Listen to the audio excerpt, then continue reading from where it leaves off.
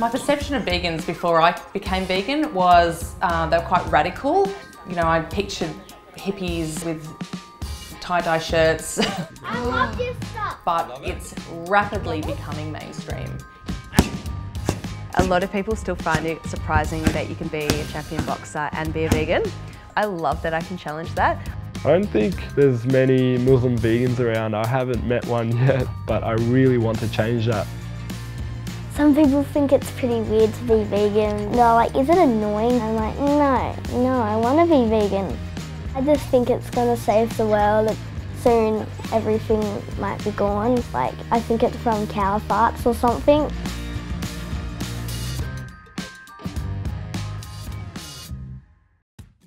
Hi, I'm Amanda Brewer. I'm a stay-at-home mum. My husband and I have 3 kids and 3 dogs, and we're all vegan. This is my pantry, and it's a traditional Australian-looking pantry. Even the Vegemite is vegan. I thought that having my children and breastfeeding, that animal products was something that I needed. And I came across information from very credible sources like the World Health Organization that eating animal products and meat was perhaps not the best way to go. The initial challenges for me were, so I can't eat chicken, so I can't eat cheese. So it wasn't until Amanda was asking me, watch this documentary, you know, Cowspiracy. Animal agriculture, raising and killing animals for food, is really what's killing the planet. And so then from then on, it was kind of like, I can't do that anymore. Okay, so 2 cups of cashews. Ice cream was a bit hard to give up until they made vegan ice cream, and I was like, yes, we've got it in the fridge right now. Who wants to help me feed the dogs? We feed our dogs human-grade food, and it's a very scientifically planned, well-balanced diet.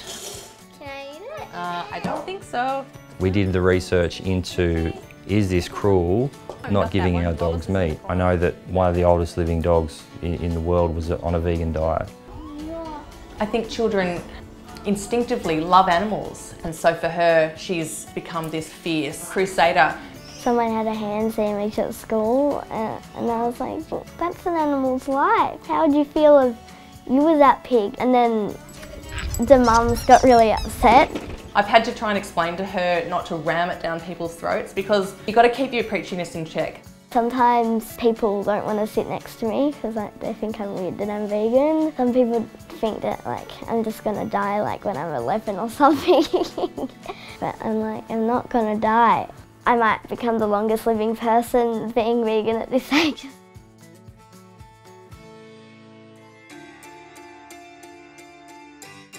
There's definitely the misconception out there that vegans are weak, they're not fit, can't build muscle mass. I love surprising people. I'm Claire Foreman, I'm the WMC Australian Bantamweight Champion. I've been vegan for about 1.5 years now. Since going vegan, I won my Australian title. I've won 6 straight fights. I didn't think that would happen going vegan, but it has.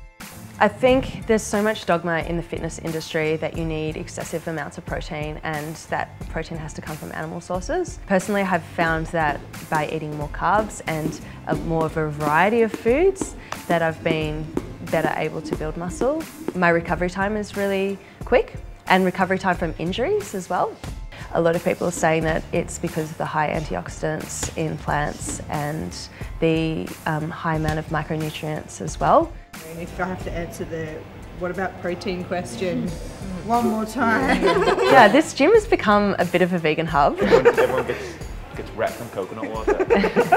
They look up to the fighters. So if you've got fighters there that are performing really well and they're really strong and they're fit, and people are asking them, what do you eat? People are quite inspired by that, I think. You all tend to cook really good shit. Yeah. And you feed them to all the meat eaters and they're like, what is this? And you're like, it's plants, mate. Yeah.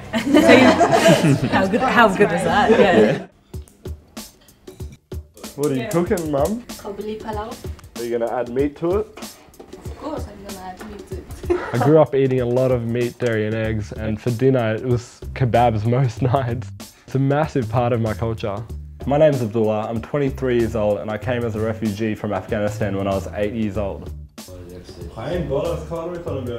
We came here because we were scared for our lives because of the Taliban. My dad used to be an artist in Afghanistan, and they came and they smashed all his paintings and they beat my mum up in front of me, so I feel like having witnessed things like that, it's made me more compassionate as a person today. I spoke to 2 Muslim girls yesterday. They thought that halal was humane. Like, how is it humane? I think my parents didn't understand how I could change the way I ate so dramatically. I wasn't happy. I'm still not happy. Even I interested to be vegan, but I can't because I love kebab. Can talk about it, but not that much.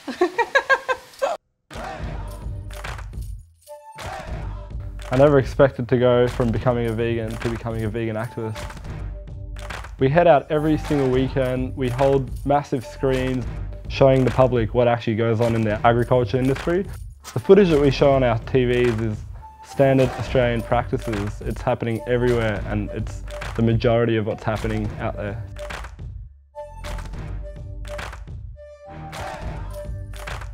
I don't think people consciously contribute towards the cruelty in animal agriculture. Like, most people don't actually know what's going on.